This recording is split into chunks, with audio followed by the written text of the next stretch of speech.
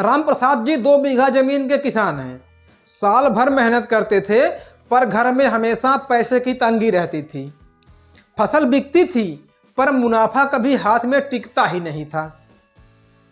ये कहानी सिर्फ राम प्रसाद जी की नहीं बल्कि देश के लाखों छोटे किसानों की है।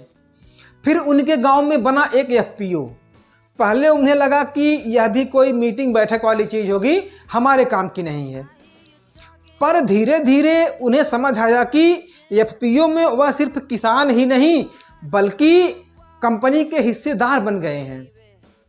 एफपीओ में मेंबर बनने का क्या मतलब होता है? तो मतलब आप सिर्फ फसल उगाने वाले नहीं बल्कि उस फसल के व्यापारी भी हो। यह सिस्टम इसी सोच पर बना है जिसे फार्मर प्रोड्यूसर ऑर्गेनाइजेशन मतलब कि किसान उत्पादक संगठन स्कीम से सपोर्ट मिलता है। यहाँ तमाम किसान मिलकर कृषि कार्य करते हैं। किसान भाइयों, कहानी में आगे बढ़ते हैं तो गांव के 300 किसानों ने मिलकर पहले काम शुरू किया खाद बेचने का।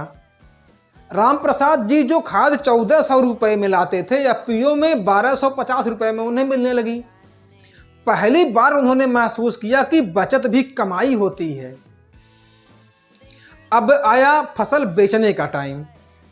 तो पहले 15 क्विंटल गेहूं अलग अलग बेचते थे, रेट जो मिल गया ले लिया। पर अब 300 किसान का गेहूं एक साथ बेचा गया तो रेट 200 से ज़्यादा आया। राम प्रसाद जी को समझ आया कि झुंड में ताकत होती है। पर असली सरप्राइज उन्हें बाद में मिला।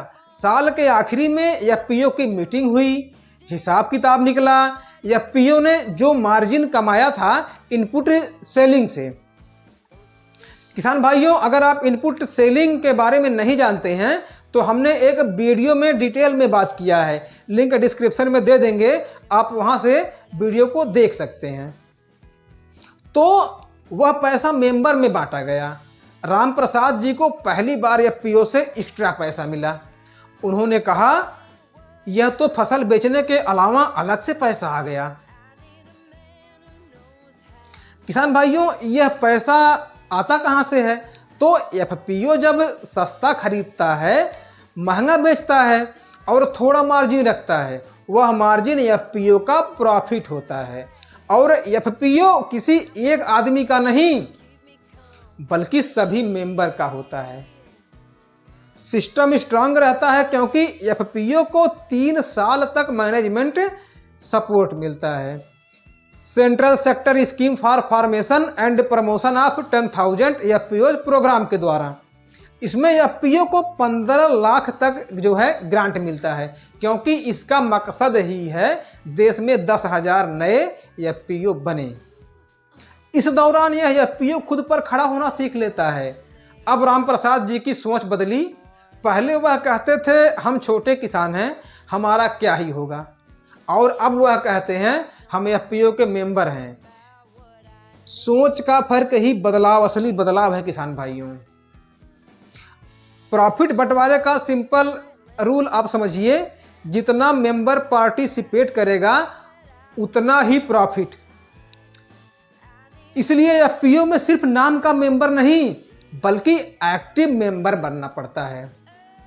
किसान भाइयों, अगर आप भी राम प्रसाद जी जैसे छोटे किसान हो तो याद रखो, अकेले खेती करोगे तो गुजारा होगा, एफपीओ से जुड़कर खेती करोगे तो मुनाफा होगा। कमेंट करिए क्या आप एफपीओ के मेंबर हो। अगली वीडियो में हम बात करेंगे एफपीओ में सबसे बड़ी गलतियां क्या हैं जो एफपीओ को बंद करवा देती हैं। इसलिए अगर आप चैनल को सब्सक्राइब नहीं किए तो सब्सक्राइब कर लीजिए, बेल नोटिफिकेशन ऑन करिए ताकि आने वाली वीडियो आपसे मिस ना हो जाए। किसान भाइयों, राम प्रसाद जी की यह कहानी आपको कैसी लगी कमेंट में ज़रूर बताइए और किसान भाइयों के साथ शेयर करिए। नमस्कार, धन्यवाद, जय जवान जय किसान।